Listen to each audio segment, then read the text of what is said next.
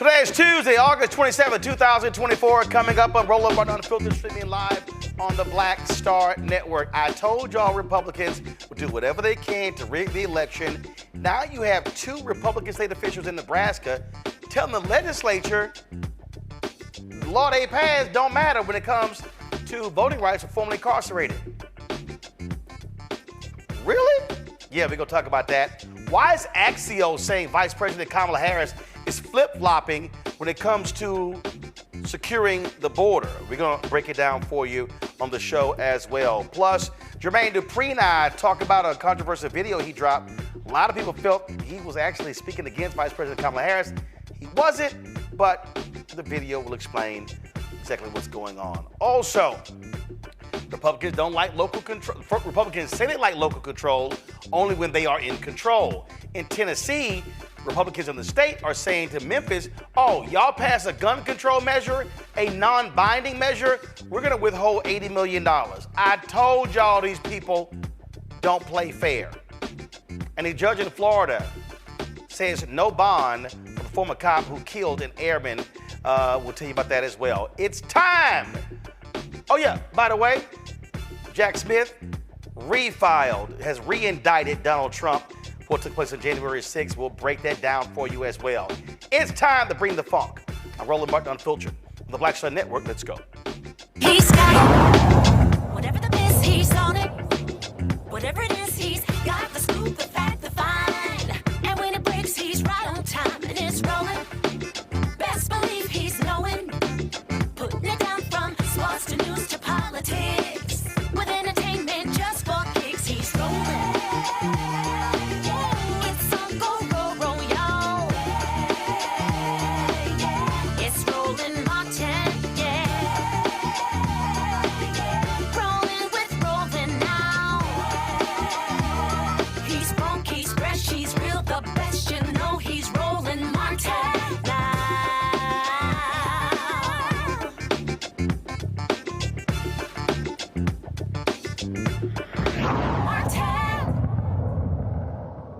All right, folks, on July 19th, Nebraska's legislature, they had a bill that would take effect that would restore voting rights for about 7,000 people. Well, the Nebraska Attorney General and Secretary of State, they were like, yeah, those laws don't mean anything, and it really declared them unconstitutional. But I'm sorry. So how does the Attorney General, Secretary of State, tell the legislature that what they have done is unconstitutional? I want to talk about this right now with State Senator Terrell McKinney of Nebraska. He joins us. I'm confused here. So walk us through here. Last I checked, when the legislature passes a law, unless the Supreme Court of Nebraska says it's unconstitutional, how the hell does the Attorney General and the Secretary of State decide on their own? That's exactly what they're doing. Attorneys General's opinions are just opinions, and the Secretary of State is just going along with that opinion.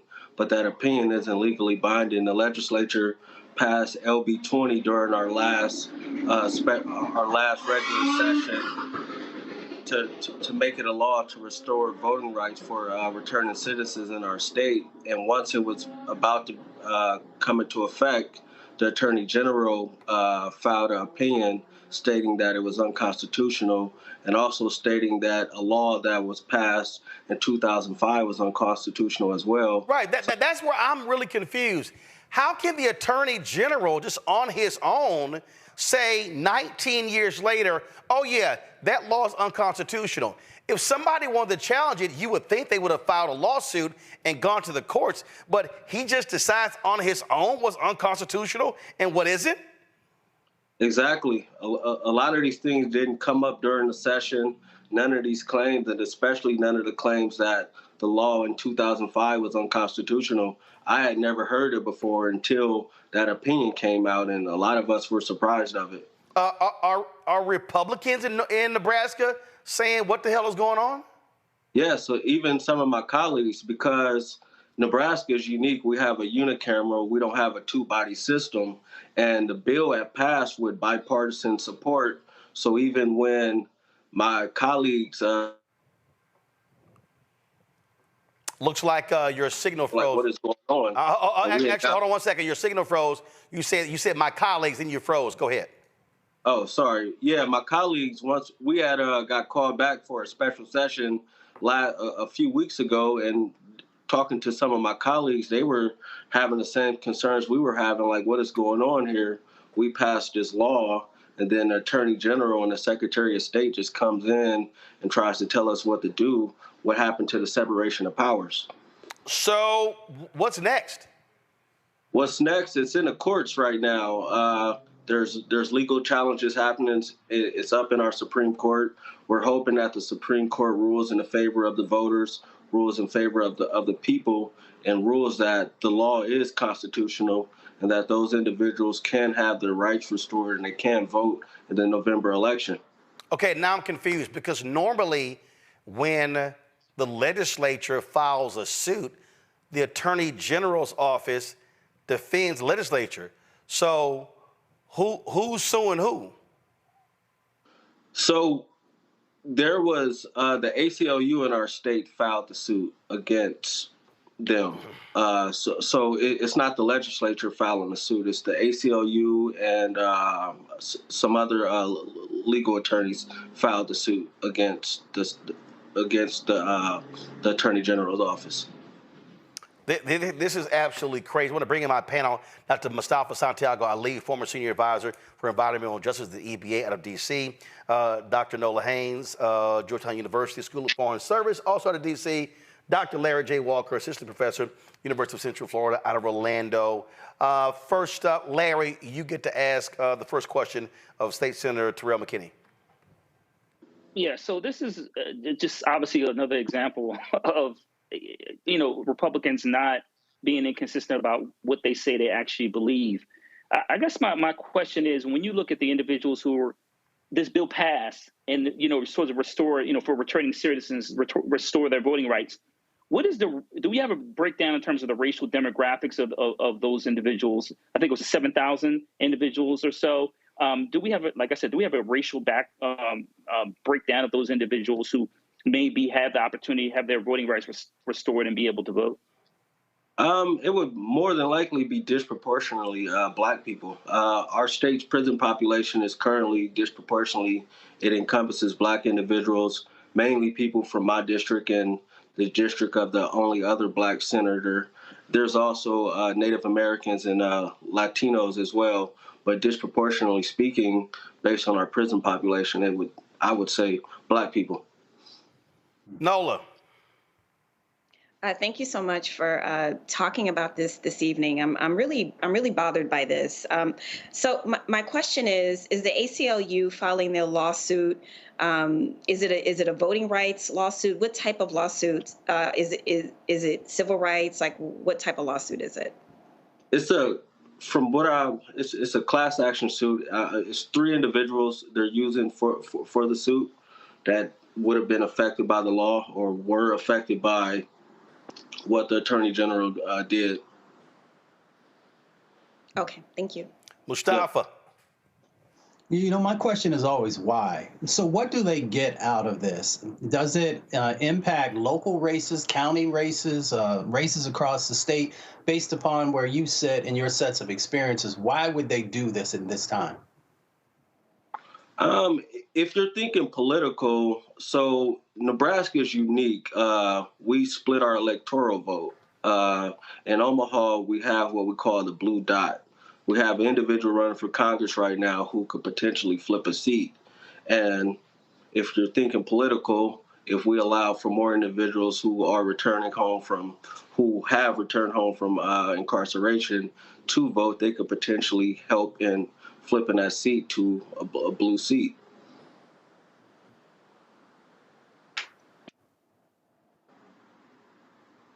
Again, if you Black, you likely gonna live there in Omaha.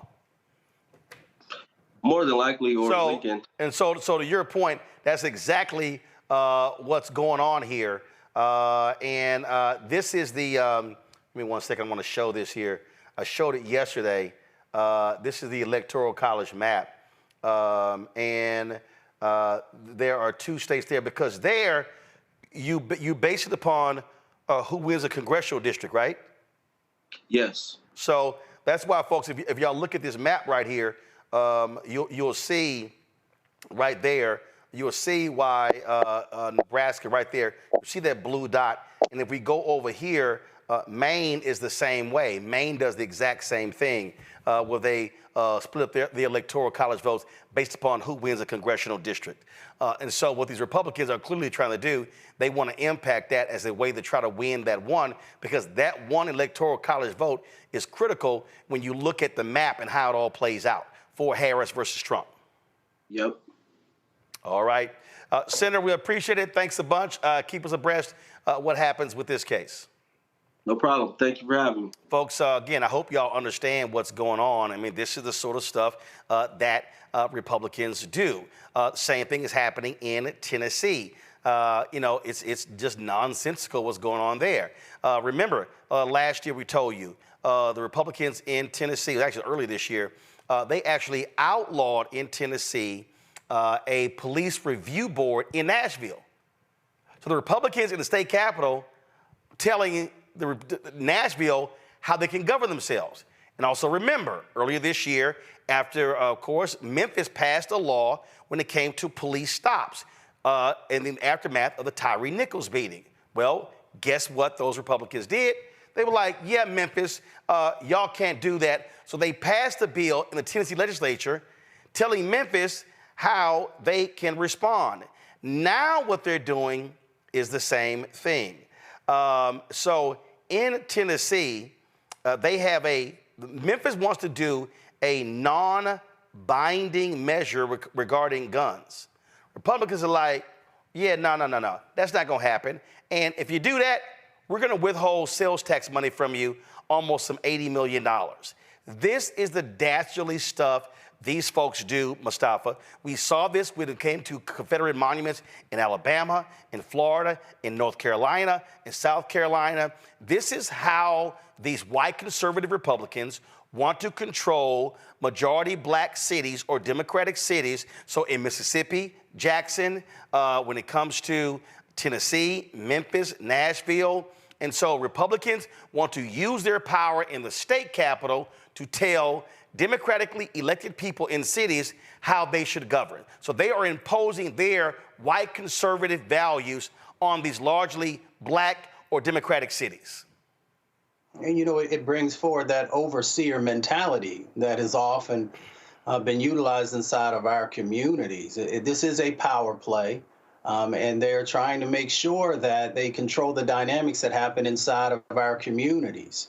Those dynamics, of course, often based upon the decisions that they make, can have deadly consequences inside of our communities, especially when we're talking about guns, even though, and let's give credit to folks there who have been able to lower the rates of crime that have been going on. You would think that if you see a location that is being able to find success, that you'd want to support their decisions to continue to enhance that success.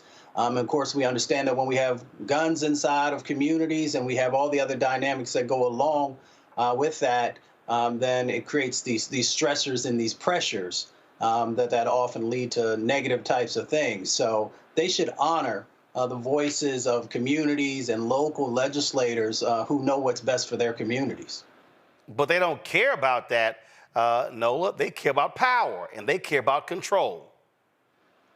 Exactly. That's all that this is. Even when you think about the way that the Second Amendment gets distorted, it is so far from the original intent that it virtually makes no sense. It's one of the things within the kind of American culture that runs counter to so many other values that we have within American culture. And for folks who believe that you should be able to have any type of gun, all types of guns, and if you say anything about that, then you were trying to snatch away my Second Amendment right. That is so extreme. It's such an extreme point. And then absolutely, this is a power play. Anytime any Black person in this country makes an inch of progress, here comes the other side reminding us, oh, but we still have, we can still control levers of power. It has absolutely nothing to do what's best for the community. They could care less about what's best for the community. It's about power and keeping foot and keeping their foot on folks' necks because they can. Oh, absolutely. Larry? So it's really interesting, this particular issue, Roland, and you highlighted some of the challenges, just, these mostly Democratic, jurisdictions, particularly cities, are encountering throughout the country. And what I find interesting about this, it's like an extremist approach to government. What I also find really contradictory about it, Roland, is that if I remember correctly, the United States fought for its independence because of the monarchy, right? So, but what we're seeing is these extremist, governors, supermajorities, are essentially saying to predominantly Black communities, run and sometimes by Blacks or individuals who support issues that negatively impact the Black community, that it's not about democracy, as Mustafa and Ola highlighted. It's about power, and so obviously from a policy standpoint, we have to chip away at these supermajorities. But I think the other thing is you have to realize what kind of how hypocritical this is in terms of what the original intent is, in terms of, like I said, the United States fighting for its democracy. And now what we have here is, like I said, governing by extremism, which is essentially what it is. Well, that's exactly the case, and they are very extreme. And so this is just how they roll. They want to dominate these cities, want to control them. And this, look, I mean, in Missouri, the legislature there almost took over the St. Louis Police Department. They already control the Kansas City Police Department. And it was so shameful there.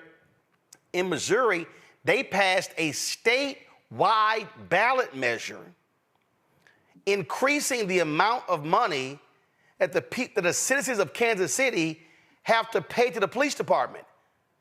How you got people in other parts of the state telling Kansas City how to spend their money? That's because Republicans want to keep the city under control. And again, they have been trying to get control over the police department in St. Louis. And so that's what happens when they do not want Black folks in power.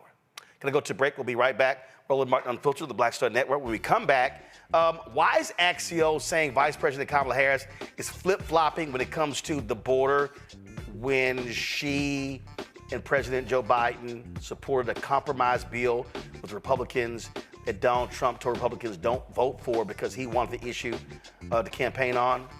Axios is full of crap for it, and we're going to call him out. You're watching Roland Martin Unfiltered, the Black Star Network. On the next A Balanced Life with me, Dr. Jackie, how to live the dream without it turning into a royal nightmare. We'll meet an entrepreneurial couple who've been living the dream for nearly 30 years, and they're still going strong, speed bumps and all. I was all one trying to hold back, but he thinks he could do anything. He's like, no, we're going to do it. Let's do it. Let's just jump into it. And it has worked. It's a thing of beauty, literally. That's all next on A Balanced Life on Black Star Network. Next on Get Wealthy with me, Deborah Owens, America's Wealth Coach, women of color are starting 90% of the businesses in this country. That's the good news. The bad news, as a rule, we're not making nearly as much as everyone else. But joining us on the next Get Wealthy episode is Betty Hines. She's a business strategist, and she's showing women how to elevate other women. I don't like to say this openly, but we're getting better at it. Women struggle with collaborating with each other. And for that reason, one of the things that I demonstrate in the sessions that I have is that you can go further together if you collaborate. That's right here on Get Wealthy, only on Black Star Network.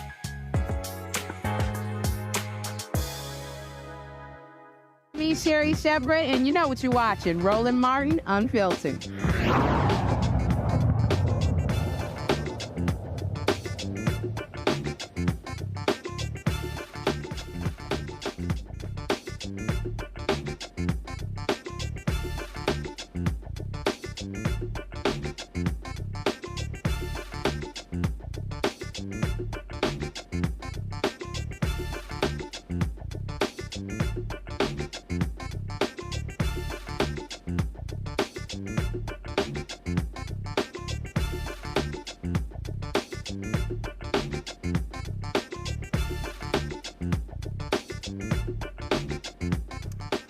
So I don't understand why media outlets are pretty much full of crap and just lie. We keep seeing this over and over and over again, and it's actually pretty stupid. So the folks at Axios, dropped a tweet today that said this. Y'all have it, pull it up. In their tweet, fine, pull the article up. Harris flip-flops on building the border wall. This is their article. Now, they're saying that she has changed her position because she said in her speech that if, you know what, I'm not going to say. This is what she actually said. All right, so, y'all, she said in her speech, all right, she said in her speech that, well, you know what, that was a compromise bill, and Republicans backed out of it, and I'm going to reintroduce that bill, and if it's passed, I will sign it into law. It was the bill by Senator James Lankford out of Oklahoma. It would provide 22,000 new Border Patrol agents, 41,500 new detention facility beds, and again, Republicans tanked it. So I don't understand how they can say she's flip-flopping when, as vice president, she and President Joe Biden compromised on the border bill. See, Nola, these are the games we see playing with these media folks. They're playing Republican games by saying, well, she's a flip-flopper, when, as vice president, they compromised. The woman said, yo, I'll sign it into law. I'm trying to understand, where's the flip-flop?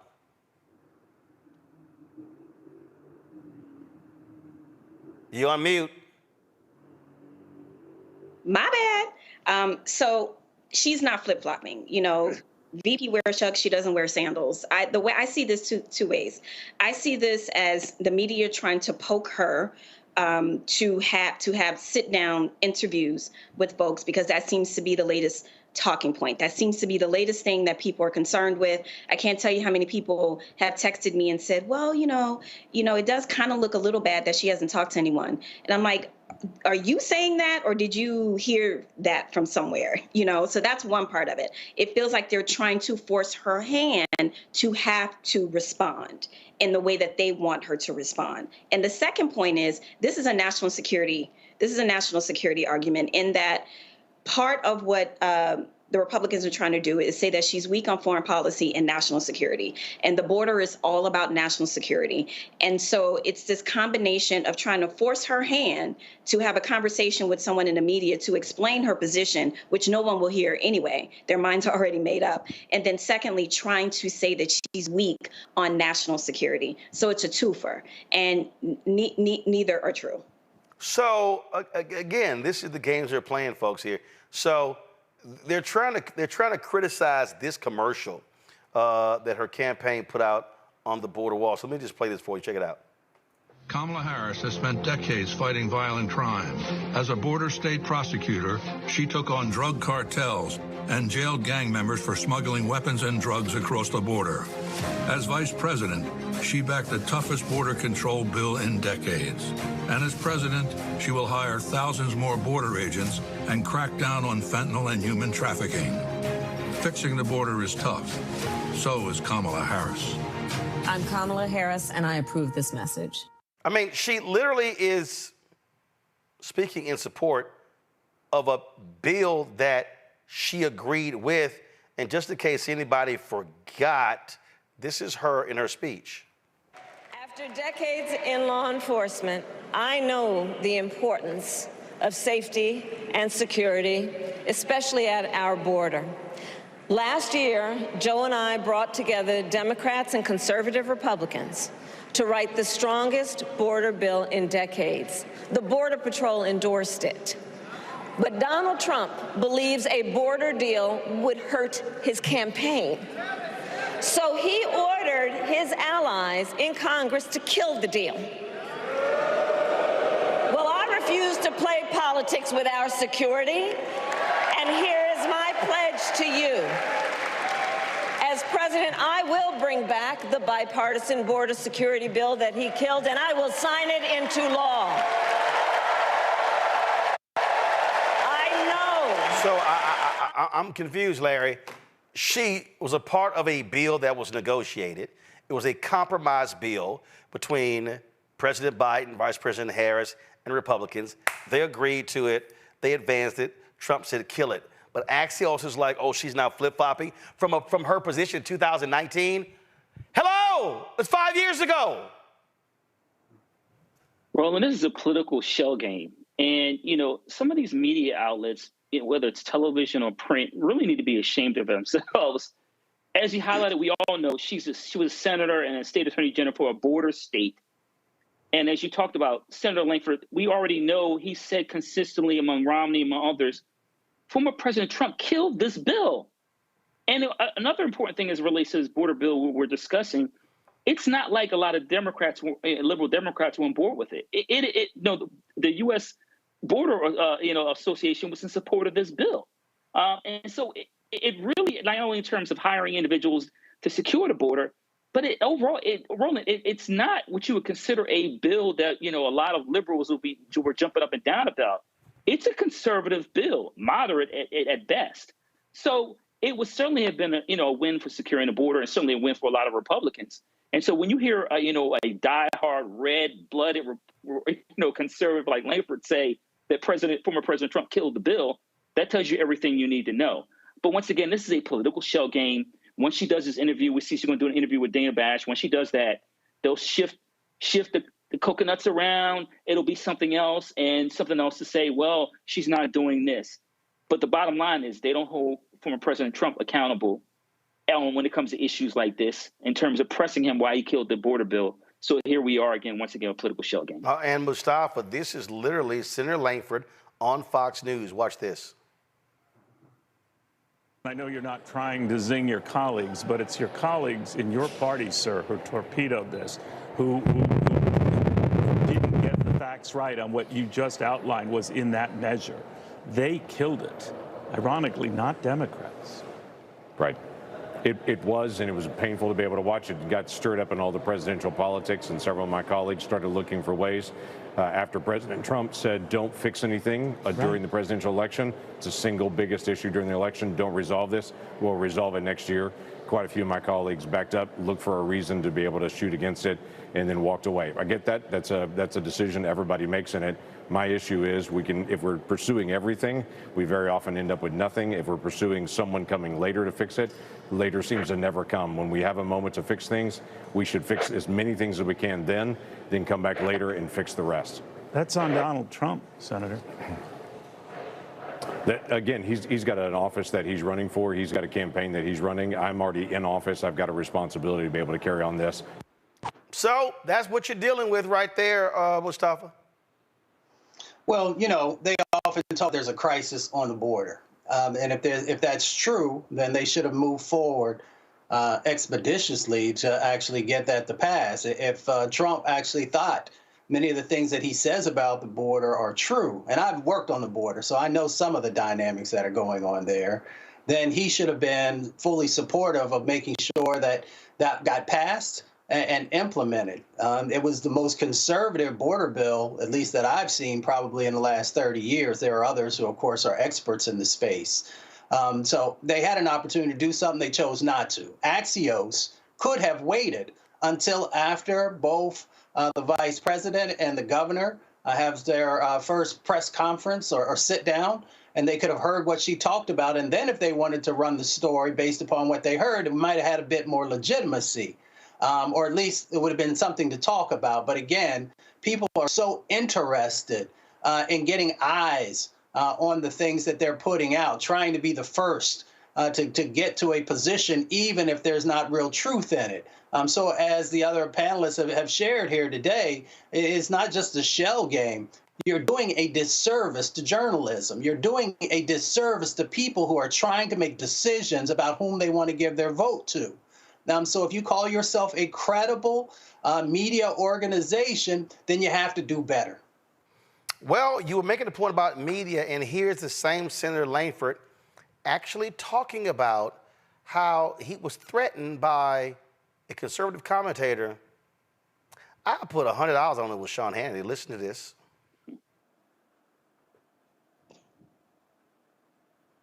Some of them have been very clear with me. They have political differences with the bill. They say it's the wrong time to solve the problem, or let the presidential election solve this problem.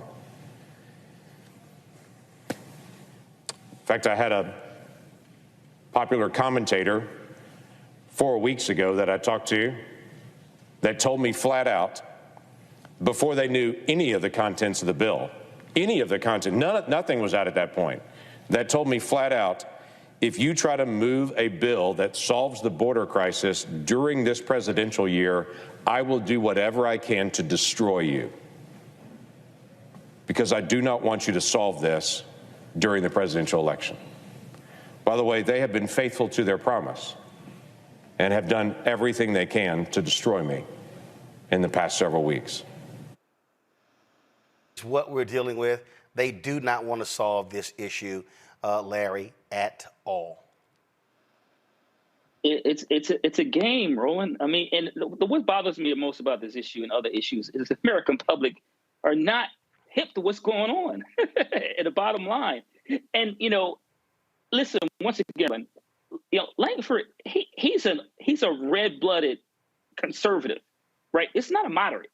He votes, with former President Trump probably 99.9% of the time. So this idea that he's being attacked and trying to solve an issue we know was an issue we need to solve for decades speaks volumes about in terms of where some of the media outlets are and how much power they have as it relates to influencing policy.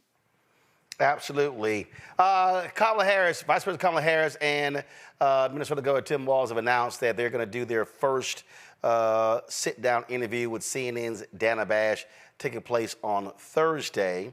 A lot of media folks have been whining and complaining, oh my God, they're not doing any interviews, they're not doing any news conferences. And Mustafa, they've been whining, saying, we don't know what her policies are. Actually, we do. They kind of talk about them in speeches. They've talked about them at the convention.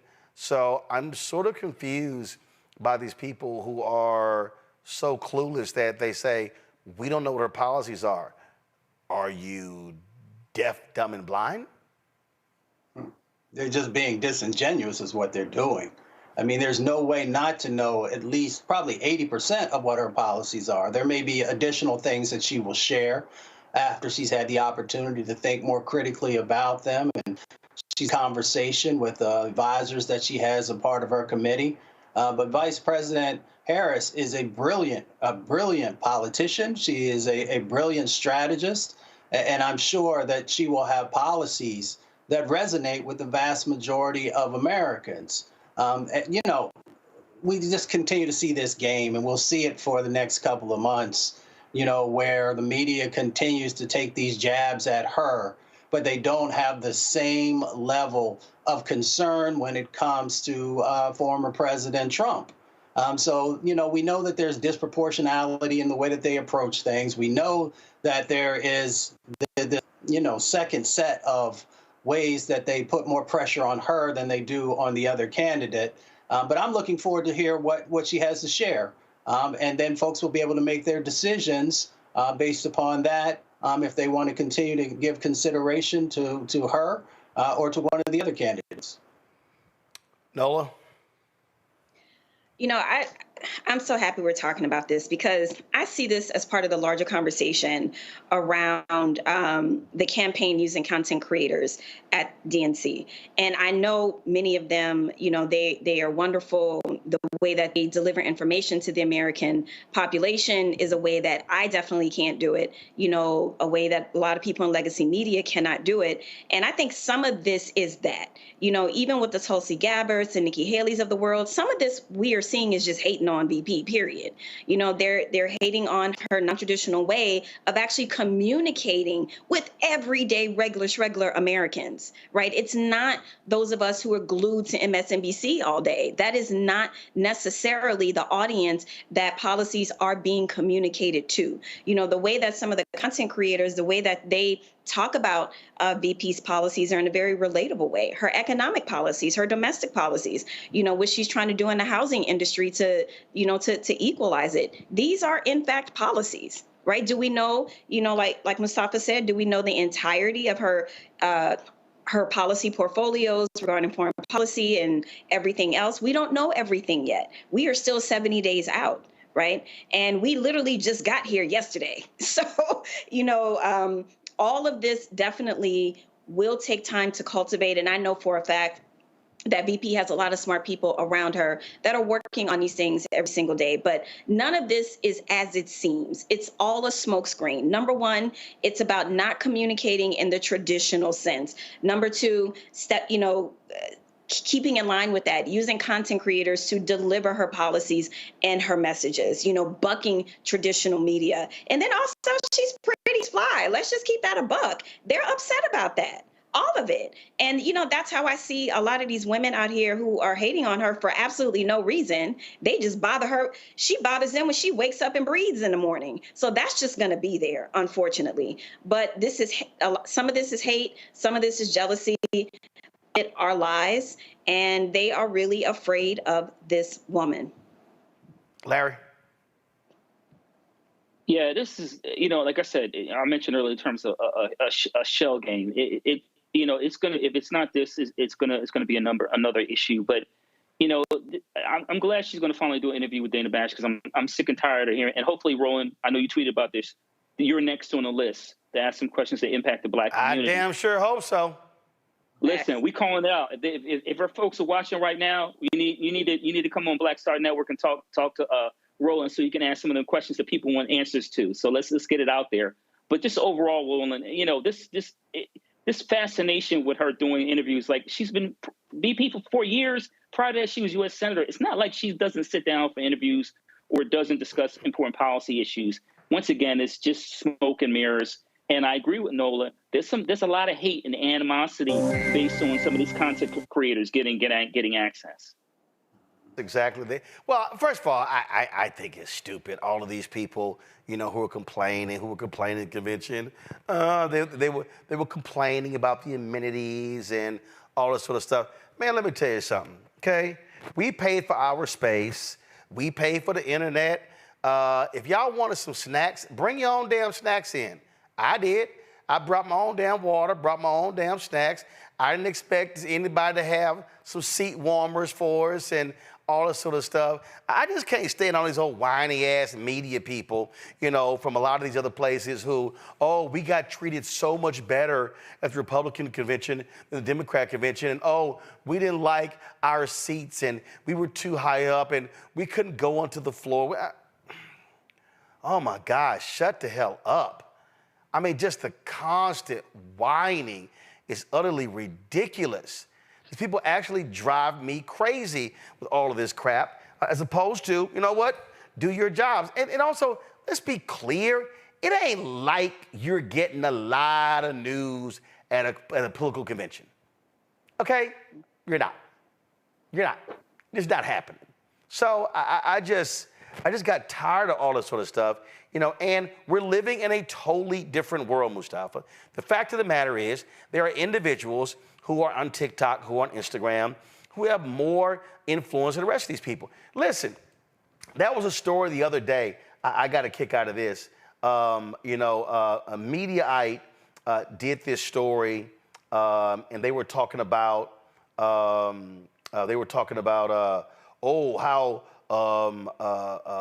what's that silly ass child name? Megyn Kelly.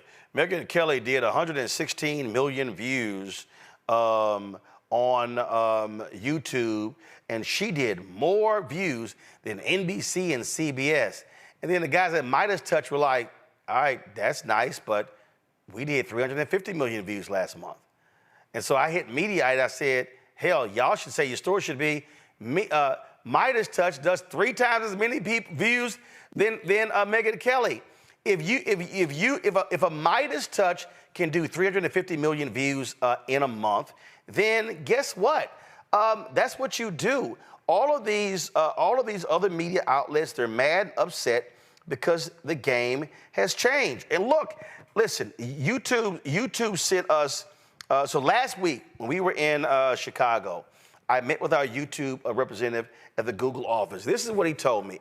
He said, Mustafa, he said, out of all of the progressive groups, he said, you guys do. He said, you guys do more views. He said more views than the other progressive groups. He said your average watch time per viewer is higher than all of the progressive groups in your category, including Young Turks, including all the rest of these shows. Some of them, they get more views, but average watch time per viewer, we're higher than all the rest of them. That's the difference world we're living in, and so that CNN, MSNBC, and others can't say. Yeah, and I really appreciate how Nola laid this out, because I think she actually was taking us in the right direction.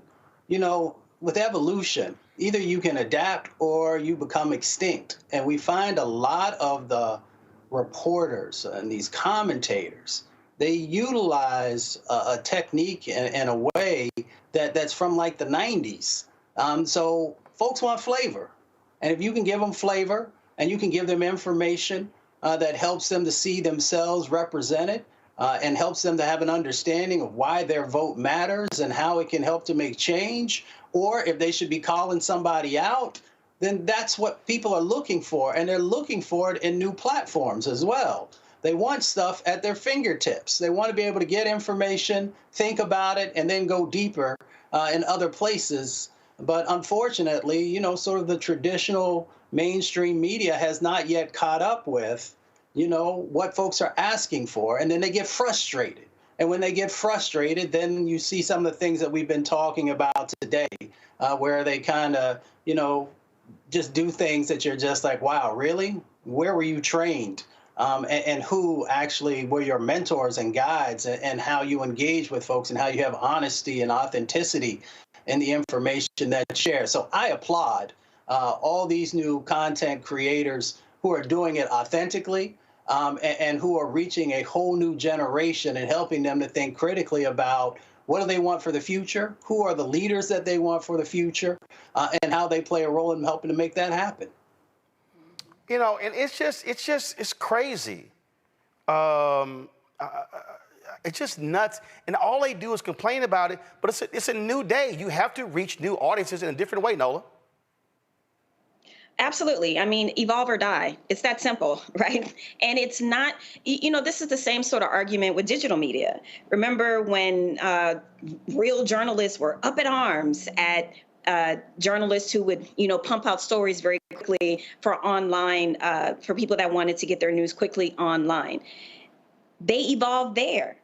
So for me, it seems like someone should be saying, wait a minute, there's an opportunity here. Like a lot of these kind of streaming platforms did not do well for some of these legacy media networks. Maybe if they had a Kenny, if they had a Condi, maybe people would have tuned in on some of those platforms because they're being talked to the way that people talk to each other at home. I mean, the way that I express myself here is definitely not the same way I express myself with friends. You know, it's just a different type of conversation. But people want that realness. People are tired of the kind of stale, robotic way of communicating information. This is the last thing I'll say, and I'm still upset about this. I had a media hit when Tim Walz was announced for VP. I got dinged for being too happy. Excuse me?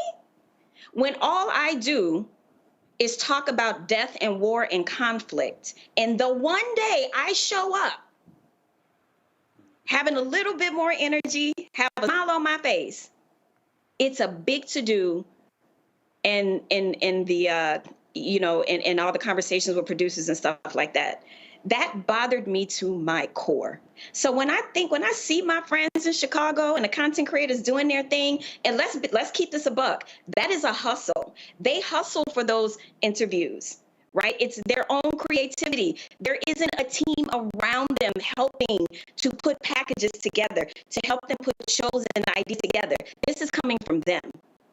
So they are a threat, and I understand why they are a threat, because they are creative. People are watching them, and they're tuned into them. And VP understood that. And that is one of the reasons why legacy media is coming for her. Yeah, and they hate the fact. Look, if she does an interview with me, Larry, they'll be like, oh my God, how dare you? They want to be the gatekeepers. So they don't want her talking to black radio. They don't want them talking to bloggers. They don't want them talk. And here's what's so funny. Ezra Klein used to be a blogger. Oh, so now all of a sudden he works for the New York Times. Oh, now he's great and wonderful. And so these are the games they play. They want to control everything. They want to be the ones. And guess what? Their influence is not what it used to be. It's just not. CNN's ratings are at lows they haven't seen since the early 1990s. Sorry, that ain't my fault.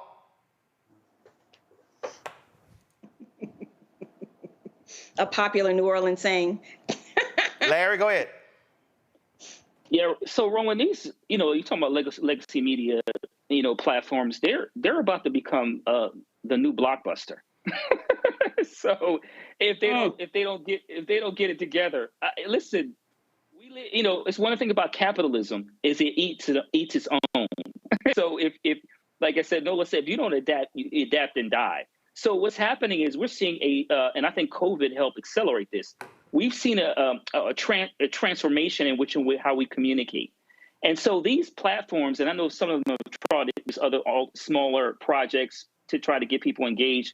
It's not working. And I think, Roland, why your platform is successful and you are, is that it's organic and authentic. So the way you engage with people on social media and the way we engage, we have conversations here, this is all authentic. And so a lot of what you see on legacy media is this very stern, as Nola said, it has to be a certain way and segmented a certain way. And people just don't live their lives like that anymore. Kids want to be entertained. And they want authenticity, and you're not getting that anymore. And because strictly a lot of these platforms owned by these large corporations. But what you hear in the Black Star Network on this show, you get authenticity, and you get people who keep it 100 while giving you honesty and truth. Well, they also don't want to be bored to death. And again, to show y'all how things are different, go to my iPad. YouTube sent me this. Remember they told us that out of all those other progressive sites, we have the highest average view duration out of all of them. This is what the view duration was during the convention. We normally average 9 minutes and 45 seconds. During the convention, it was almost 21 minutes. That's the difference between folk who understand how to engage with their audience and these other people. All right, y'all, got to go to a break. We'll be back. Roland Martin Unfiltered, the Black Star Network. Don't forget, support the work that we do, folks. Your contributions are critically important to our work. And so please send your check and money order, P.O. Box 57196, Washington, D.C., 20037-0196.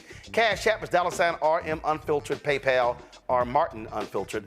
Venmo is RM Unfiltered. Zelle, Roland at RolandSMartin.com, Roland at RolandMartinUnfiltered.com. Be sure to download the Black Star Network app, Apple phone, Android phone, Apple TV, Android TV, Roku, Amazon Fire TV, Xbox One, Samsung Smart TV. We'll be right back. Next on The Black Table with me, Greg Carr. We featured the brand new work of Professor Angie Porter, which, simply put, is a revolutionary reframing of the African experience in this country. It's the one legal article everyone, and I mean everyone, should read. Professor Porter and Dr. Valencia Watkins, our legal roundtable team, join us to explore the paper that I guarantee is going to prompt a major aha moment in our culture. You crystallize it by saying, who are we to other people? Who are African people to others? Governance is our thing. Who are we to each other?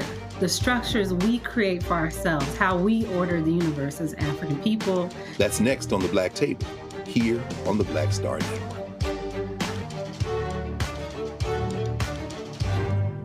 Coming soon to the Black Star Network. I still have my NFL contract in my house, having a case.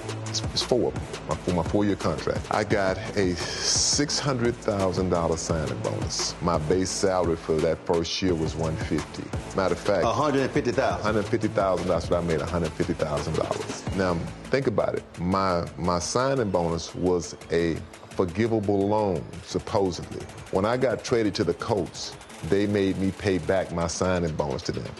I had to give them their $600,000 back. Wow. Yeah, I was so pissed. Because, I try to be a man of my word. I'm like, you, I'll give you your money back. Even though I know I earned that money, right. I gave them their money back. I gave them their $600,000 back. But yet, I was this malcontent. I was a bad guy. I'm about the money. It wasn't about the money. It was about doing right. Because I looked at, because you look at contract. Look at John Elway. God, John Elway was making $1 million, $800,000. I was making $150,000. I was doing everything. And I'm like, but yet I was, I got so many letters, so I just play for free and all that kind of stuff. You don't forget that kind of stuff. Right. That stuff is hurtful.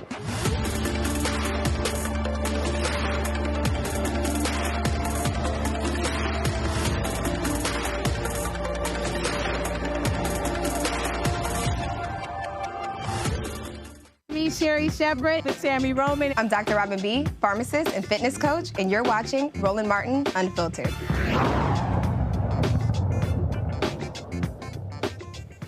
I've told y'all on numerous occasions how Fox News is absolute trash. And one of the most despicable individuals there is Jesse Waters. This is what this sexist asshole actually said yesterday. Listen to this crap. It's been 3 years since Kamala boasted about being the, quote, last person in the room when Joe Biden decided to go ahead with the Afghanistan withdrawal. Jesse, people consider you to be the last person in the room because that's because everybody keeps trying to ditch you. Yeah, they just left. Right. But you understand the reference, Greg. Yes. Is that she was somehow involved in the decision, and it was her wise guidance that he was relying upon. Listen, she was the last in the room in Afghanistan. She was the border czar, and she was the deciding vote on trillions of inflationary spending. On those 3 most popular Joe Biden items, she's basically like a conjoined twin. You cannot separate the two. And let's talk about foreign policy. What is her foreign policy? And this is where the president has his most impact. You have a lot of room to maneuver there as commander-in-chief. We don't know who she is. We don't know what she believes. She's going to get paralyzed in the Situation Room while the generals have their way with her. Right now, Jesse, Jesse, I don't like that. Figuratively, Take again, it back. have their way with her, control her, not in a sexual way.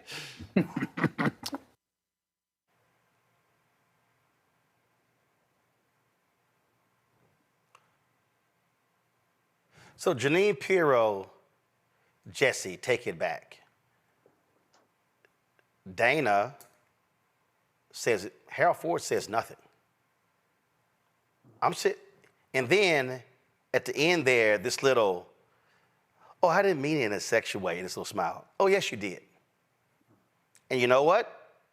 Suzanne Scott, the CEO of Fox News, won't rebuke him, won't call him out, won't admonish him, won't take him off the air. This is the kind of stuff they encourage. Nola, here's what everybody needs to understand. And this ain't even September yet.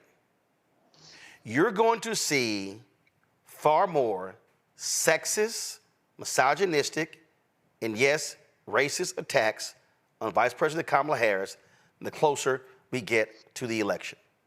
It's going to happen on Fox News. It's going to be on social. It's going to be on other conservative platforms. It is going to happen. Yes, it will happen. And I needed to take a deep breath because I am so bothered by that clip. I am bothered by that clip as a Black woman in foreign policy who knows generals, who sits at tables with them. And to portrayed them as if somehow they wouldn't listen to the commander-in-chief. You know, to have some sort of sexual innuendo and then giggle about it is also insinuating that somehow the generals will do what to her if she's the last person in the room. Okay, so it's problematic from the positionality of them making a joke about it, talking about her being the last person in the room, and then also making generals seem like they are sexist and they will do some sort of harm or sexual violence to VP. That's what my ears hear as a woman. Okay, so that's the first part. The second part is regarding Afghanistan. I've been talking a lot about this because, you know, the Afghanistan case means a great deal to me. I worked on that mission for 2 years after the withdrawal. And what I've been trying to remind people of is how we got to where we are in the first place. While they were sitting there making gross, violent, sexual jokes, because that's how I interpreted it, they didn't say anything about the Doha Agreement. They didn't mention anything about what we gave up in that deal in turn for no terrorism. And let me sit here and tell the American people right now, there are 24 terrorist organizations operating in Afghanistan sitting here today as we speak, not because of President Biden and VP Harris. It's because of the Trump administration. And I'm not saying that to be divisive. I am saying that as a policy person. I am saying that as a person who was once a global terrorism expert. This is my wheelhouse. So for them to give, you know, their viewers and their watchers part of the story, which is what they do, and then to laugh and joke about generals not, you know, respecting her and, you know, possibly wanting to do some sort of sexual harm to her, the way in which they created that visual for their viewing audience not only made her inept, you know, made her ineffective, but then you just completely demeaned her and took away all of her agency, all of her strength and intellect. And while I know that's going to continue, Roland, until the, you know, to the election and beyond, that right there was a different level of gross. And I really hope somebody at the Pentagon contact Fox News and let them know that was not okay, because it wasn't. And see, what this does is, what this does, Larry, it contributes to this notion that a woman cannot sit at the table, which is pretty stupid because you've got a woman vice president. We've had multiple women secretaries of state who have been in the Situation Room, who have been at the table. You've got women governors who have overseen the National Guard. But this is the kind of sexist, ridiculous stuff that happens in this country, and this goes to also show you why this nation has yet to elect a female president. It's just a very important point, and we should highlight that, you know, various nations throughout the country, Liberia, Germany, UK, currently Barbados, among others, have had women as leaders of the government. So the United States, as you noted, is behind the majority of other countries in the world. And that's because of sexism. Let's just call it for what it is. Also, as you played that clip, Roland, let's refresh the memories of those who are watching. That's a cultural issue with Fox, because they have a cultural problem with sexual harassment. Yep. O'Reilly was fired. They had several lawsuits. They had to file. Oh my God! Bill O'Reilly, Eric Bolling, God, used to be at CNN. It was just on the tip of my Ed Henry. I mean, we can go off-air people as well. A whole lot of folks. They had to pay out a lot of money for sexual harassment at Fox News. Yeah. So this is a cultural problem that they need to address. And as Nolan noted, you know, this is going to accelerate the closer we get to the election. And unfortunately, Black women always don't have faced the brunt of this, whether it's in this, you know, on TV or corporate America or in higher education. Let's be honest, wherever sisters are and wherever they excel, there are often those, particularly white males, who struggle to adapt, because their beliefs are rooted in these ideas about sexist ideas about what women can and can't do. So we need to continue on on this platform to call it out for what it is, and as said, it's sexism, and we won't have anyone talking about the VP like that. Yeah, and it plays. Really talking about Putins of the world, Roland. That's who he's really talking about. He's talking about those so-called strong men of the world. That's what he really wanted to say, but was too cowardly to say. Well, and again, Mustafa, if you're a man sitting at that table, you immediately check that fool for that kind of crap. If you're a man involved, if you're somebody who just goes along because you want to keep getting a check, then you allow that type of foolishness, that trash, to continue to be spewed and move forward. You know, we often highlight, different media organizations and entities that are falling short. We did that earlier on the show.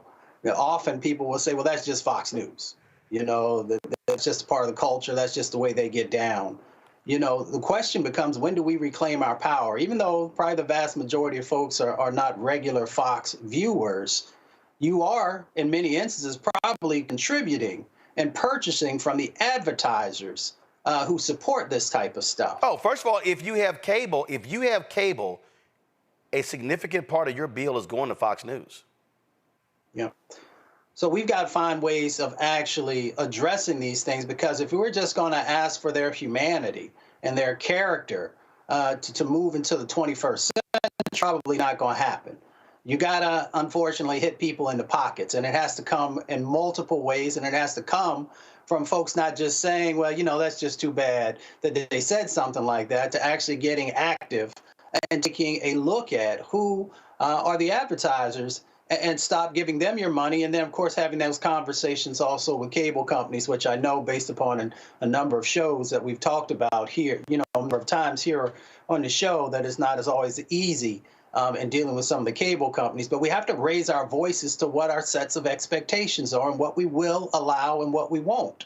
And until we do that, you're going to continue to have these types of folks saying these types of things and demeaning folks who come from our communities and others. Well, absolutely. And it should be called out. It should be blasted. And again, executives at Fox News should have the guts to actually say something and do something about it. Unfortunately, they have yet to do so, because guess what? They consider him to be one of their stars. And so they allow this kind of crap to go on. And of course, the other male and female hosts at Fox News and don't say anything. And so you'll never, Harris Faulkner is not going to say anything. Will Cain is not going to say anything, because they are silent. They will sit here and allow that nonsense to go on. All right, y'all.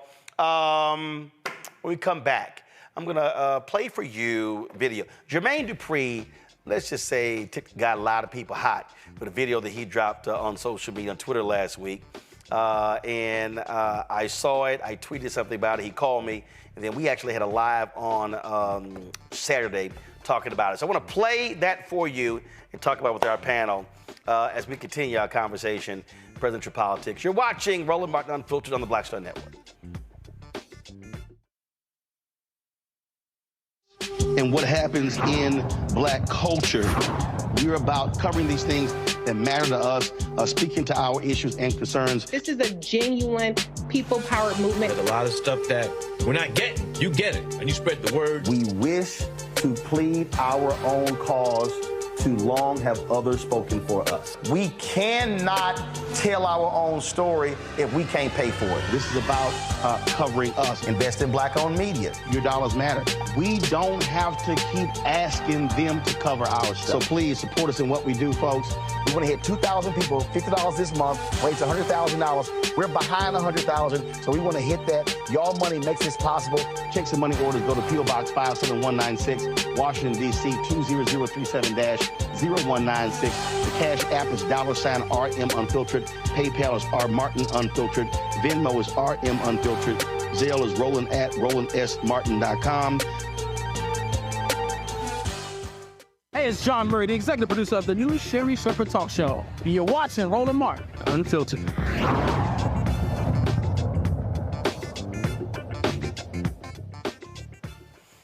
All right, folks, Jermaine Dupri has been prominent in supporting various candidates over the last several years. He was on the campaign trail in 2020 and 22 with U.S. Senator Raphael Warnock, and he also has been supportive of the vice president. Well, was it Wednesday? It was the day before her speech on Thursday in Chicago. He dropped this video that got a lot of people lighting him up. Real quick, I want to talk about the DNC.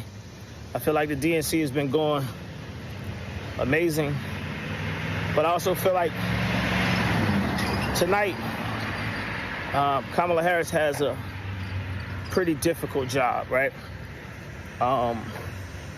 And it's interesting because the Republican correspondent that's been doing the roundup after the DNC has ended, he asked the question that I kind of asked Kamala when we had our second meeting,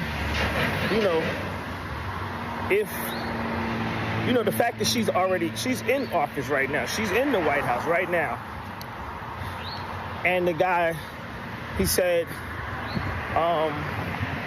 what makes y'all believe that she's gonna get this stuff done if she becomes president and she's already in the House?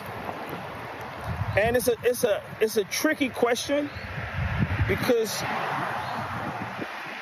I asked Kamala basically the same thing, right? In so many words. And I asked her, like, as the vice president, why they don't let her talk when, Biden seems like he needed someone to speak up for him. I thought that's what the role of the vice president was to help the president. And basically, she kind of let me know that her hands was tied, that they didn't really allow her to be a voice like that in that space. And tonight, I don't know if she's gonna, I want to see how if she even touches on this, because if she doesn't touch on it, that's the question that I feel like the people that have mixed decisions about voting for her, this is one of the questions. This is the top question that they had. And like I said, this is what the Republicans are saying. And they never heard the part about her hands being tied. And if she says something about her hands being tied, then it makes it look like the White House or the Democratic Party didn't really want her to exceed. So she can't really say her hands was tied, but she does have to step into that space. This is something I do believe. Well, boy, after that video dropped, man, he got cooked on social media. I mean, folk were dropping all kind of videos, going after him. And I had tweeted, I was like, yo, Jermaine, before you drop something like that, hit me in the future before you do. And so Friday, he hit me up. We talked on Friday, and he said, hey, let's do a live chat on Saturday to talk a little bit more about this with the general public. And so we did, and here's that conversation. I need you to give them a little context on how you viewed what actually was happening as opposed to what actually happened. So here's the deal, folks.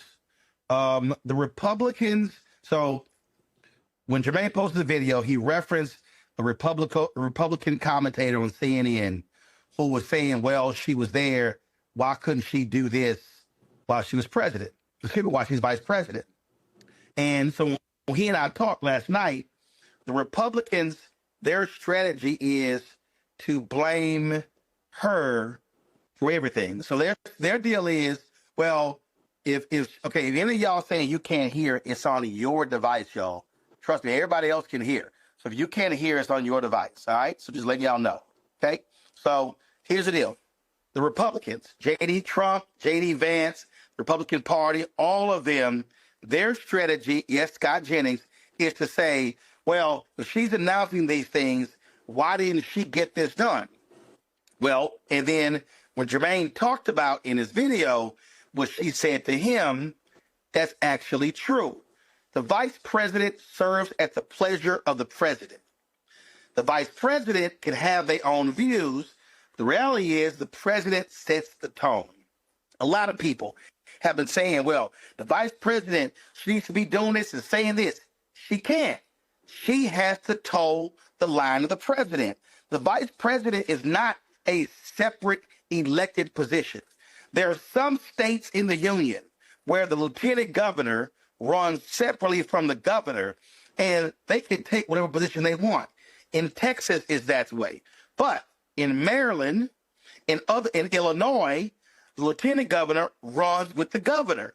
And so that person has to support the line of the president. What people don't realize is the vice president can't just decide she wants to just, okay, I'm going to go give a speech on gun control in Florida. She can't do that because the White House, his advisors may say, that's not what we're focusing on right now. That's not our strategy. So the vice president is really handicapped in a way where it's really a position where your job is to support the president. And so I think what happened was, I think a lot of people, when you mentioned the Republican guy, they thought you were saying, oh, I'm agreeing with him, why she ain't getting this stuff done.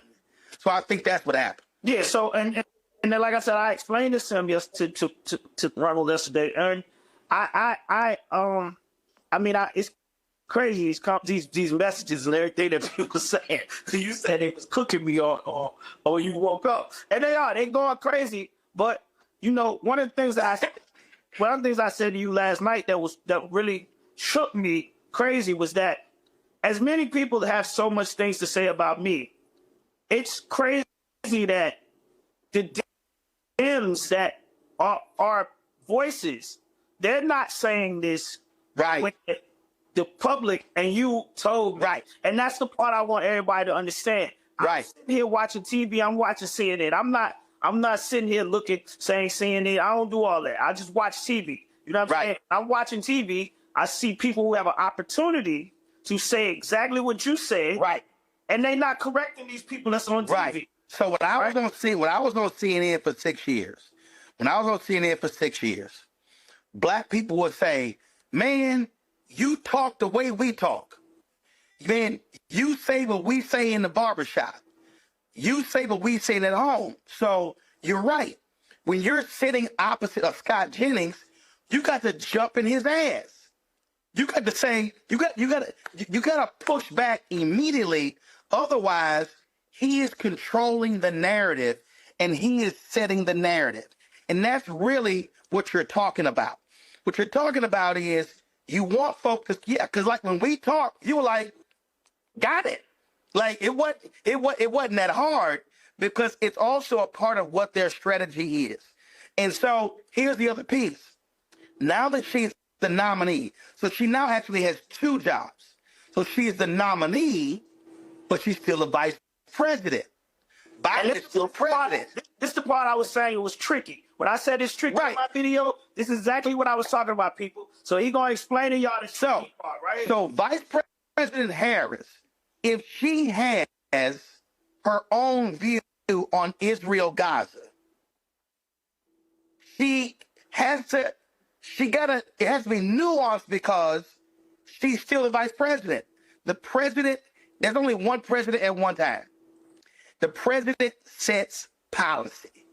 The president sets the agenda.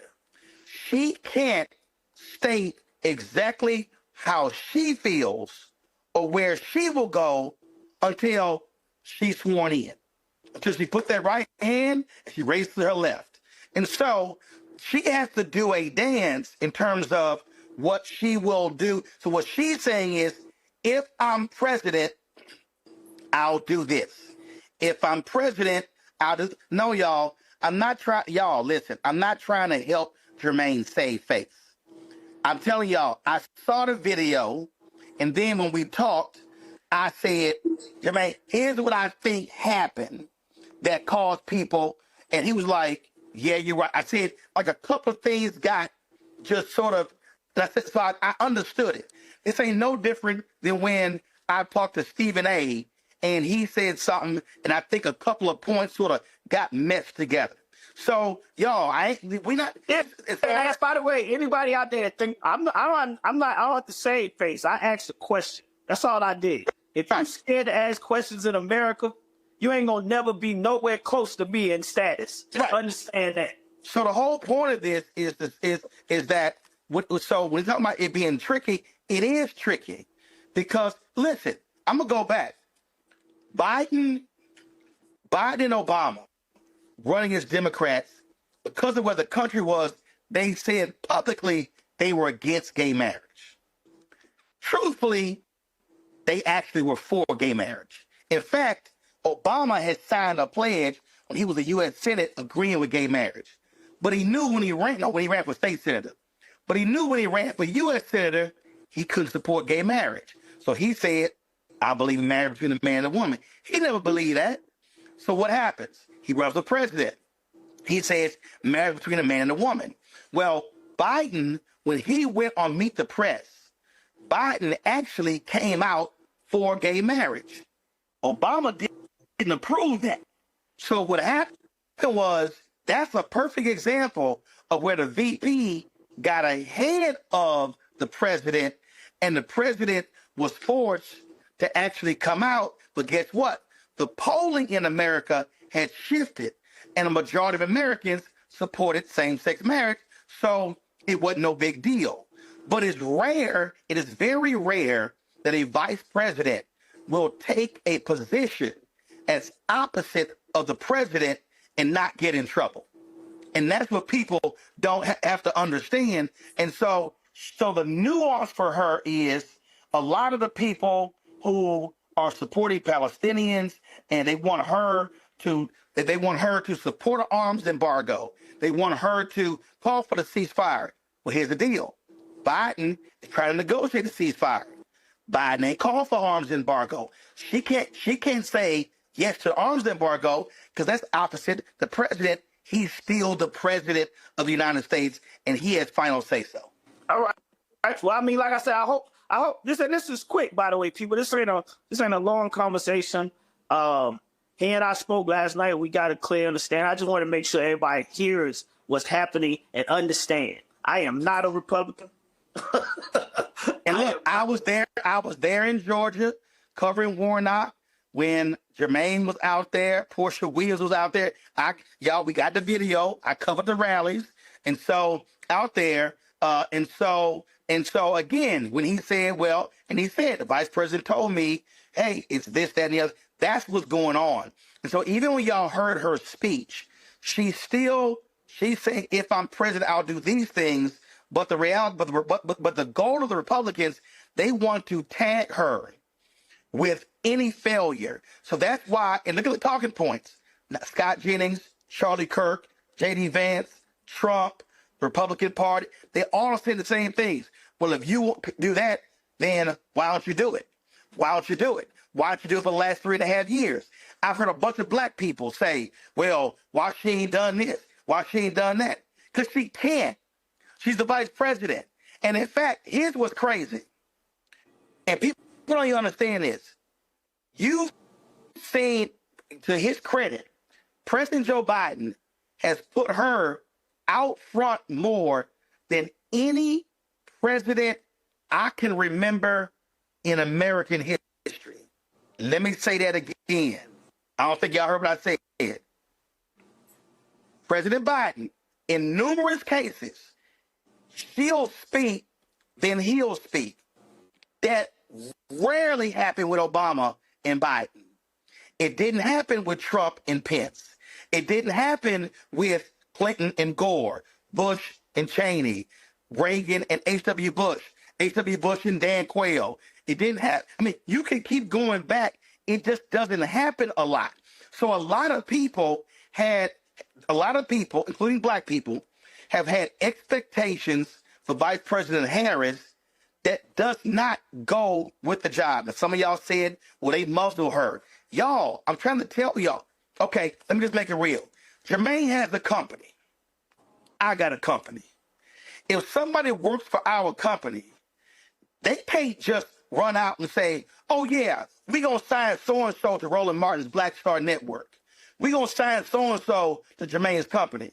And Jermaine like, your ass don't talk for the CEO.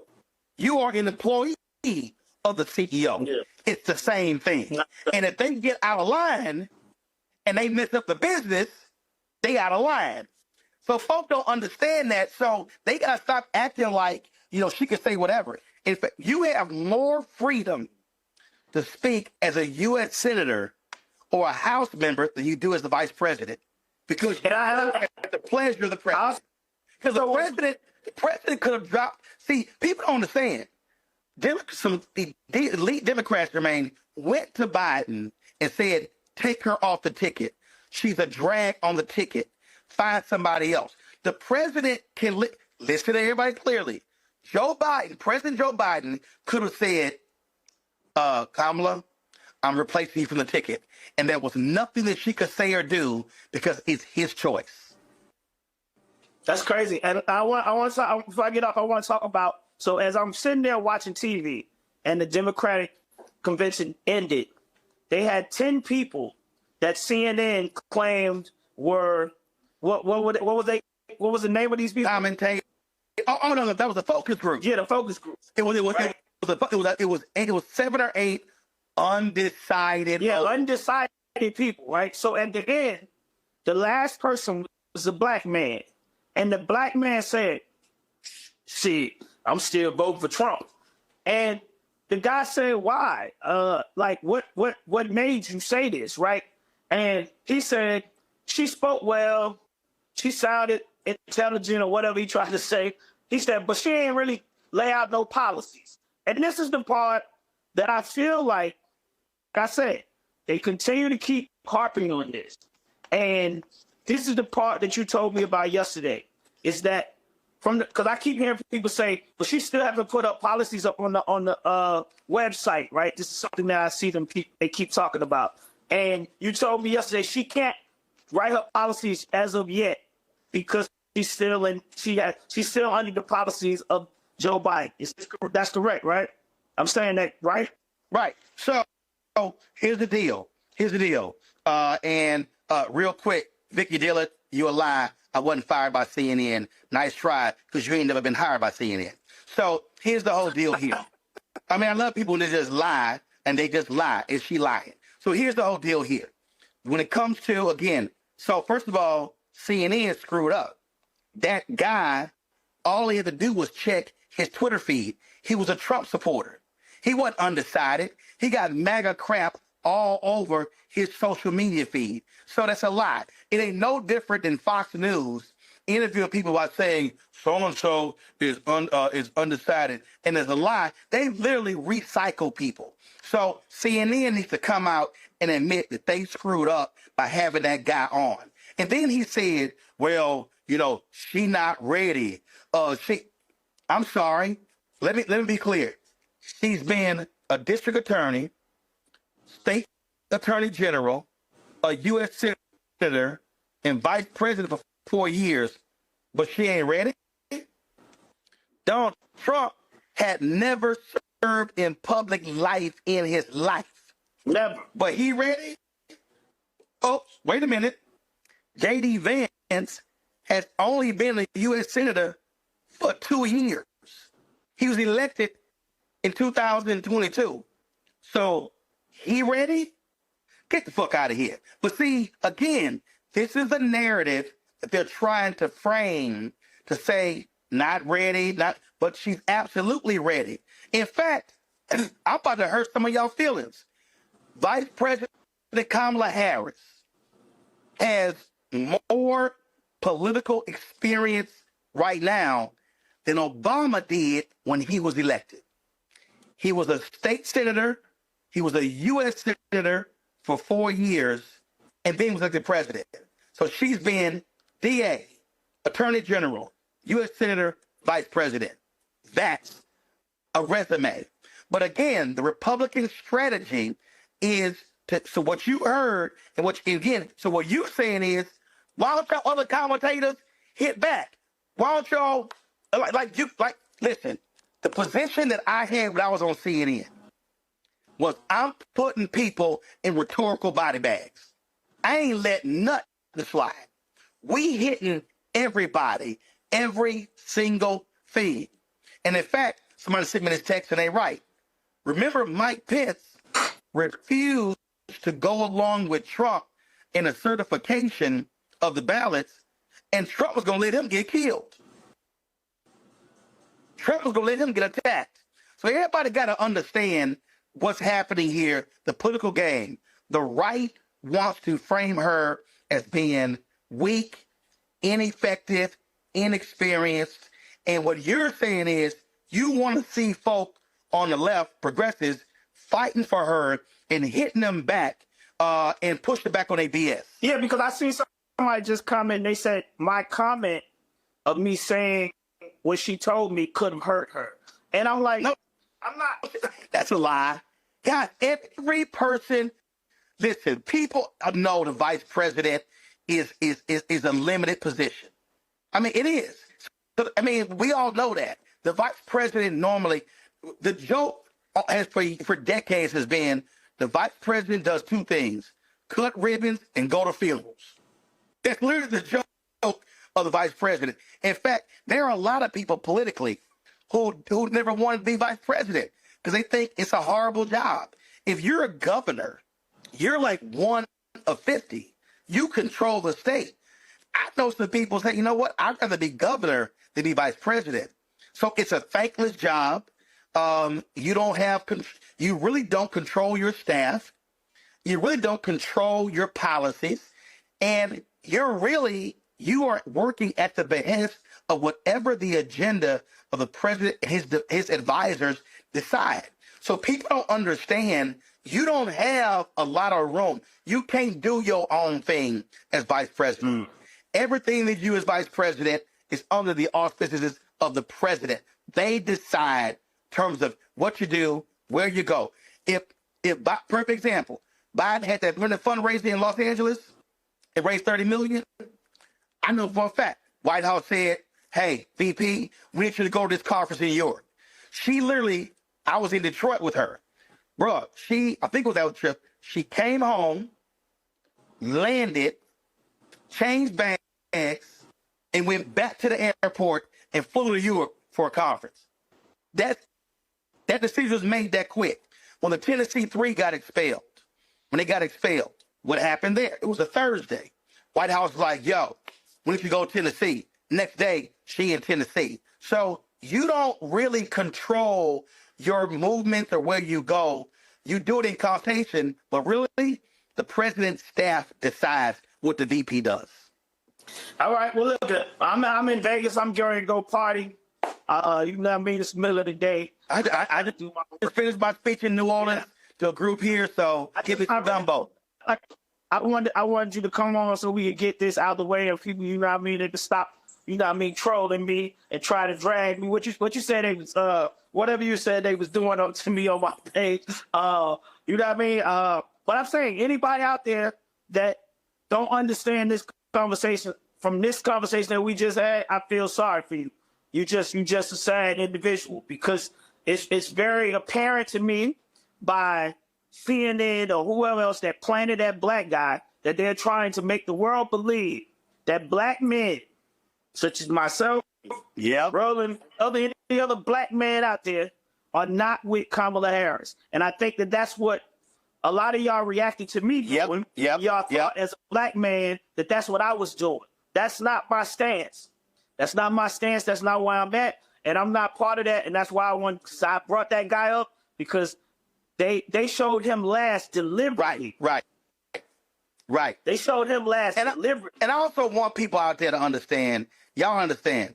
When I saw it, I tweeted, Jermaine texted me, we talked last night. There are other celebrities who will hit me up, say, Ro, give me a breakdown on this here. So people need to understand, there are celebrities like Jermaine, Michael Bivins, Johnny Gill, and others who I talk to, we communicate, we trade notes. Now, some other people out there, they just go off, like Waka Flocka hit me, was like, yo, we need to talk. I was like, yo, hit me. I ain't heard from him. So this is about, again, when I saw people's response, I saw the video, and I knew what he was saying, but I also knew how a couple of things sort of got meshed together and why people responded. So that's why I was like, yo, let's talk. So that's what this is all about. And I hope a lot of people got educated who didn't know about the stuff we just talked about. They got a better understanding of what the role is. That's right. All right, my brother, thank you. All right, President. All right. We'll do it again. Thank you for everybody that joined me. I hope y'all got what y'all needed to hear. I'm going to party. All right. Deuces.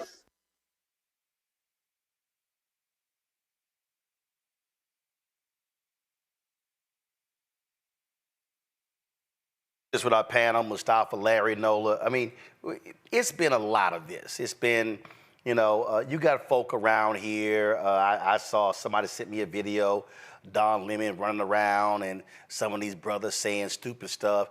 And what kills me, Mustafa, you got these brothers running around. Yeah, I had some dude on some, he was it was on some, I think it was on Jermaine's page. He's like, yeah, we had more money in our pockets, when Trump was president. Then I had to say, okay, so who fixed the economy that Bush left us in a recession? Obama, Biden. Who handed Trump a thriving economy?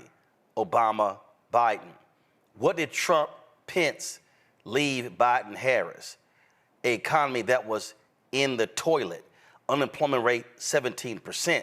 Then I had to say, all y'all fools keep talking about stimulus money you got.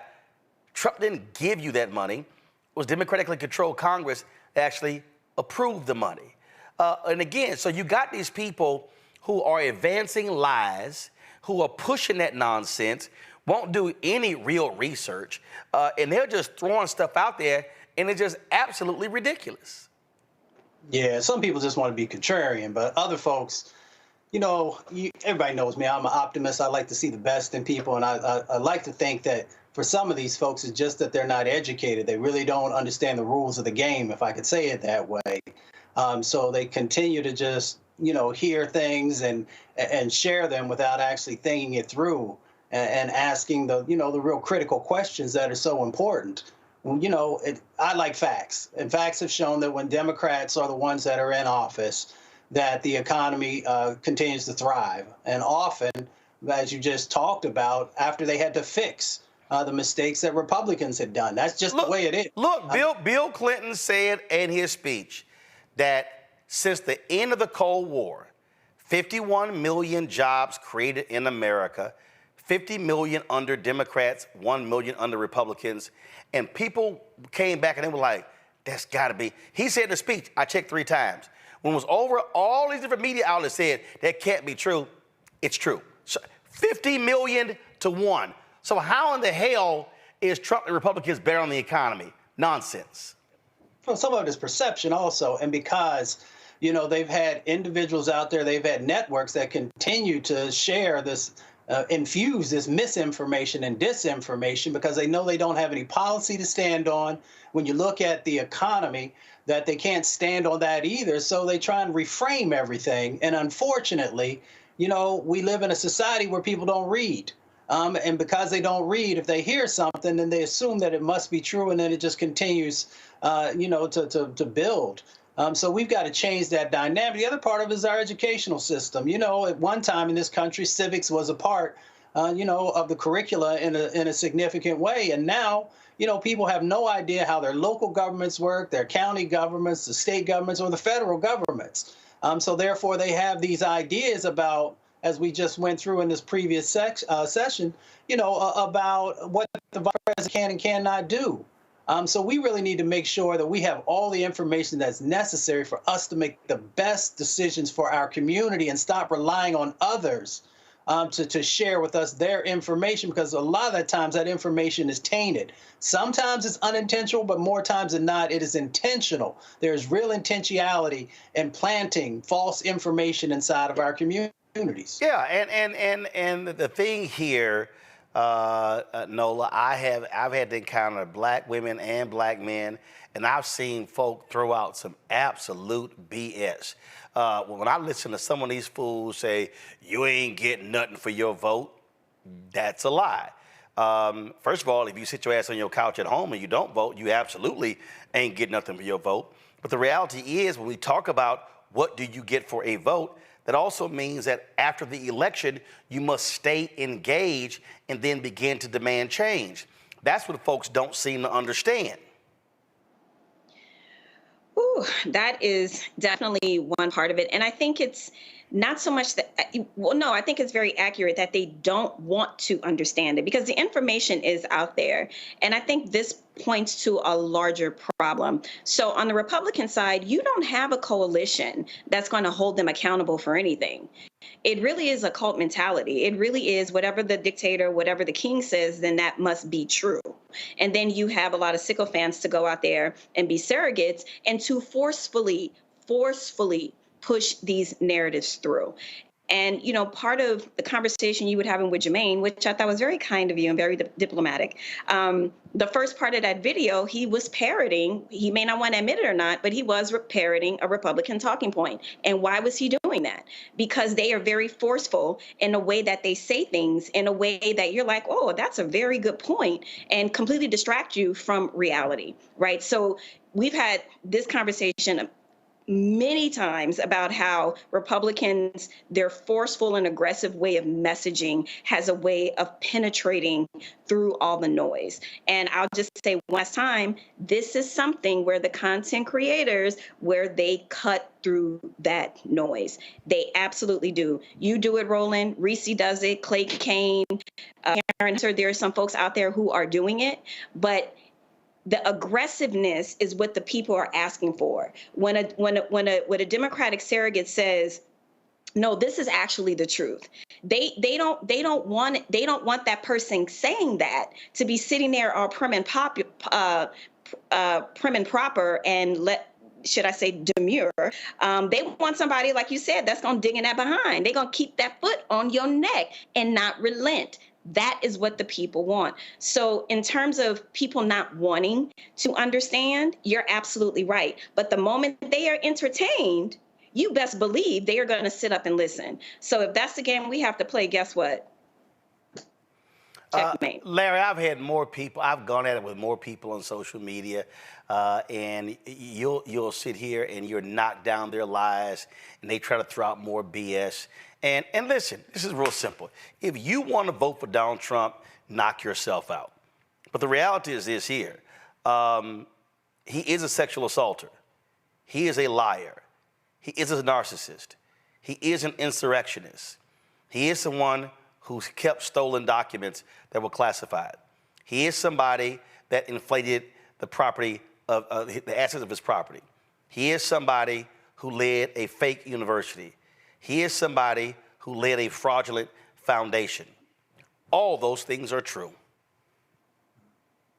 Yeah, that's all accurate. And so, look, Roland, I'm just going to keep it real as it comes to people putting this misinformation out, and VP Harris and former President Trump. For people I see on social media who are posting nonsense, I'm coming for that neck. There's no time for games right now. And, you know, so Roland, the other thing is I want to kind of echo what Nola said about your conversation with Jermaine. And listen, I give you a lot of credit because you certainly educated him, but he deserved to get cooked. And because I think that what's happening is, in terms of, once again, we had a decision about misinformation, and particularly as it relates to Black men, what I'm seeing disproportionately is I'm seeing brothers, as Nola said, echoing these talking points that have nothing to do with making sure we continue to make sure that Black people have the political, social, economic resources to be successful. So we have to, and we're going to have to continue to critique individuals who are putting information out there with large platforms. I think this is the really big difference between the past and today. And the people may have posed questions, but when you pose them to 500,000, million, 2 million people, that could make a difference in the election, literally, in a couple of months. So I implore anyone who's watching this, Roland, I know a lot of people who are actors, et cetera, who are watching this show. If you have questions, like if you in ATL, go to the House, Spelman, Clark, Atlanta, and speak to a political scientist or a history professor or somebody. Don't post things on social media that may be inaccurate and may prevent someone from registering to vote or voting if they're registered to vote, because we cannot afford it. But Roland, shout out to you once again to kind of coming together, giving an opportunity, a platform to discuss these issues. But we don't have time to be putting any information out there that might be destructive. And here's also what's interesting. Jermaine also had posted, that this video here was his most least viewed video. So it also goes to show you about how political content is being suppressed on the platforms, but it also goes to show you how folk will quickly look at mess, look at gossip, look at entertainment, before they look at factual information. And so, I mean, that's just what we're dealing with, and we just have to understand, what's going on here and recognize it. And so people need to understand why we have to give legitimate, truthful information. And again, if I'm debating somebody, and if you say, I don't care, I'm voting for Trump, that's fine. But I'm going to give all of the factual, relevant information about how much of a thug he is and how awful he was in the Oval Office. And so you're going to have to deal with it on your own, but I'm going to still give it to you. Going to a break. We'll be back. Roland Martin Unfiltered on the Black Star Network. Support the work that we do. Join the Brina Funk Fan Club. Send your check and money order. P.O. Box 57196, Washington, D.C. 20037-0196. Cash App is $RM Unfiltered. PayPal, R Martin Unfiltered. Venmo is RM Unfiltered. Zelle, Roland at RolandSMartin.com. Roland at RolandMartinUnfiltered.com. We'll be right back. Hatred on the streets, a horrific scene, a white nationalist rally that descended into deadly violence. White people are losing their damn minds. As an angry pro-Trump mob storms the U.S. Capitol, we've seen We're about to see the rise of what I call white minority resistance. We have seen white folks in this country who simply cannot tolerate black folks voting. I think what we're seeing is the inevitable result of violent denial. This is part of American history. Every time that people of color have made progress, whether real or symbolic, there has been what Carol Anderson at Emory University calls white rage as a backlash. This is the rise of the Proud Boys and the Boogaloo Boys. America, there's going to be more of this. Here's all the Proud Boys, guys. This country is getting increasingly racist in its behaviors and its attitudes because of the fear of white people. The fear that they're taking our jobs, they're taking our resources, they're taking our women. This is white fear.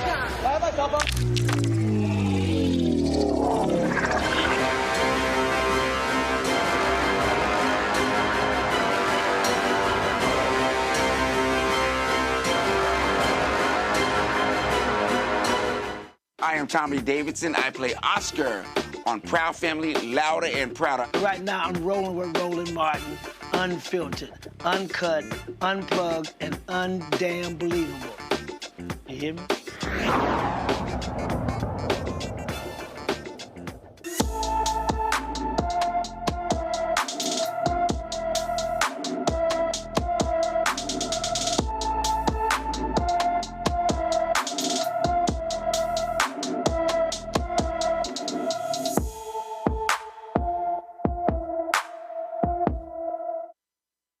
All right, folks, Anthony Edwards has been missing from Chicago since August 7th.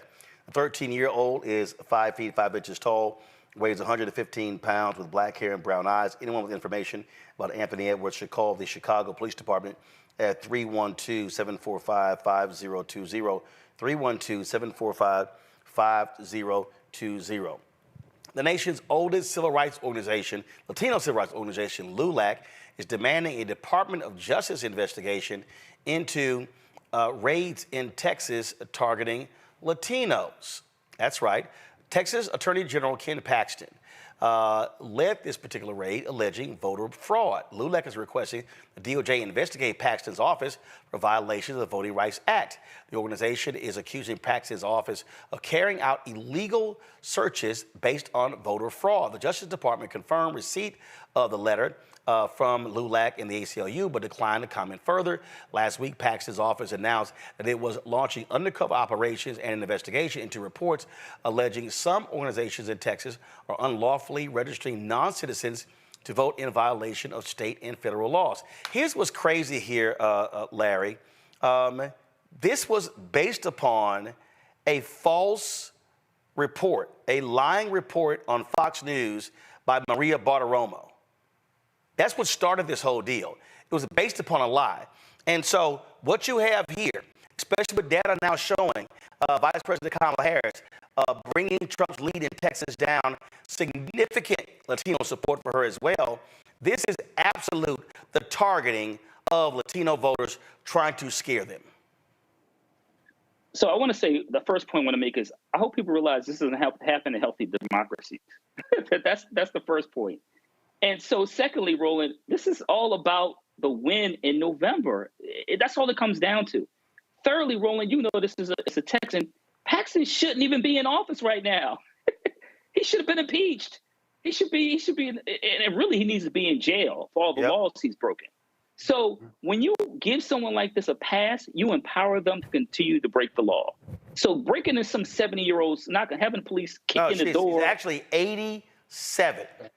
Her name is Lydia Martinez, 87. She's been a member of LULAC for more than 35 years, and she works to expand voter registration among seniors and veterans in South Texas. Yeah, having the police show up at someone's house like that, who's in their 80s, who's had a commitment to civil rights, highlights what this is about. This is not about the rights of people. And we know in terms of, Texas trying to prosecute women for, making choices about their bodies. This is consistent along that line about when it comes to actual freedoms and who's deciding who's free to do what. And once again, this is another issue relating to individuals trying to register those from the Latino community. But once again, as I said, this is not a sign from a healthy democracy. And this is why people need to make the right choices in November for the election for president and U.S. Senate right there in Texas. Texas State Senator Roland Gutierrez, he released this video because it's happening in his district. I want to be very clear here on what I have to say. Ken Paxton is nothing more than a crook, a liar, a cheat, an indicted felon that was placed on deferred adjudication for fraud. And what he did in the last week, in the last several weeks, going after Latinos in my district with police officers' guns blaring into grandmothers' houses is beyond the pale. It's beyond that. It is an outright injustice what these Republicans in Texas are doing to perpetuate their fraudulent story that people are voter harvesting. We've seen this age-old story over and over again and over and over again. It's proven wrong. But what it does do, it keeps Latinos from voting. Well, I'm telling you here right now, if you're a Latino and you're out there listening, you must wake up and you must vote and you must stop this injustice from happening. And the only way it's going to happen is if we raise our heads and raise our voices and raise our pens and we fight against these charlatans like Ken Paxton and others that want nothing more than more money and more power. We will fight and we will win. Right there, what you're seeing here, Nola, he's absolutely right. Ken Paxton, he should be in jail. He's an absolutely thug. He was indicted. I mean, I swear that case went on for damn near half a decade. And Republicans, they want to impeach him.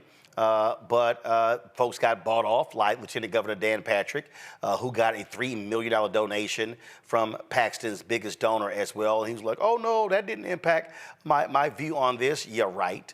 And then Paxton and Republicans targeted the people who voted against him for impeachment and took several of them out. This is the kind of crap you have going on in Texas. But Republicans there, led by Greg Abbott, Dan Patrick, are running a corrupt thug political operation. First of all, si se puede, honey, I am with Roland. You better go, first of all. Second, what did Ply say today? You either going to vote for the KKK or AKA? I mean, we have seen these thuggish tactics before. Like none of this is new. None of these scare tactics are new, which is why my response to all of this is, Roland, I am tired. And the only course of action cannot just be voting. Some things and laws have to change. The way that rural communities are constantly targeted over and over and over every single election cycle. How is this okay? That's where I'm at with all of this. I think we will get through 24 just fine. I think that we will. But the tactics that are happening in these states and on the ground, that needs to be a different type of mediation. Something needs to happen where our communities are not constantly under threat. And, you know, while I know that the visualization of the KKK versus the AKA might be offensive to some people, when you think about the long history of nation and violence and the type of tactics that are used to keep people from voting, there was a certain group in this country that participated in those types of activities. If they don't want to be branded that way, maybe they shouldn't act that way. Well, but what you have here is you have a media entity that is behind this. Here's ready. Go to my iPad. It was Maria Bartiromo who, it says right here, Fox News, Maria Bartiromo admitted she did no reporting for spouting lies about illegal voting. Her lies on Fox News launched this action by Ken Paxton, and she is still on the air. Fox News allows this blatant lying to happen, and guess what? There's nothing that happens to these people. They just lie with impunity on Fox News. Yeah, we've known that that's not a real news service for decades now. Again, for me, it goes back to what are you going to do about it? And that means that you got to get engaged. So, yes, we got to make sure that we're voting. Yes, we got to make sure that we have a strong Department of Justice. But we also got to make sure that economically, that when we have individuals, entities that continue to attack our communities, that continue to try and destabilize our opportunities to fully participate in the civic process, then we got to hit them in the pockets. And we've got to make sure that we understand what that looks like. And you've got to make sure that you're also, you know, it's not an overnight thing. It's not one day where you say, we're going to do X. It has to be a part of a strategy. Yep. And when we don't do that, then we leave ourselves continue to be vulnerable. And just understand that this is what Ken Paxton said on Steve Bannon's podcast. If you want to understand how these people are using their power to steal and rig elections, listen to this.